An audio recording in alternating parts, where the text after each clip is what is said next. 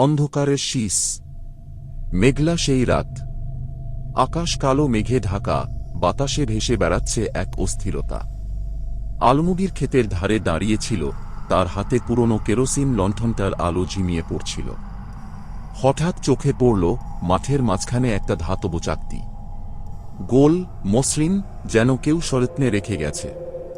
চাকতির চারপাশে মাটি ভিজে কালো তরলে পরিণত হয়েছে, আর সেই তরু নড়ছে, যেন প্রাণ আছে। আলমগীরের গা শিউরে উঠল। সে কান পেতে রাখতেই শুনতে পেল মাটির নিচ থেকে একটা শব্দ, শোষ, যেন কেউ ফিসফিস করছে বা শ্বাস নিচ্ছে।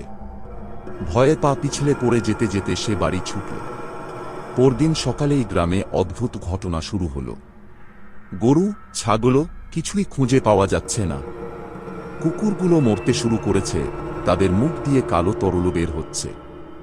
আর গ্রামবাসীদের চোখ, সবার চোখ যেন কালো হয়ে গেছে, পুতুলের মতো ফাঁকা দৃষ্টি।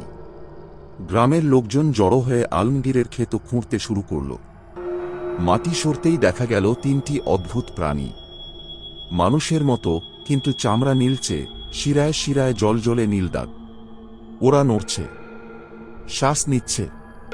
কেউ কেউ চিৎকার করে উঠল, কেউ বা মূর্ছা যেতে লাগল। সন্ধ্যা নামতেই গ্রামে বিদ্যুৎ চলে গেল। অন্ধকারে সেই নীল দাগওয়ালা প্রাণীরা কোথায় যে মিলিয়ে গেল, কেউ টেরি পেল না।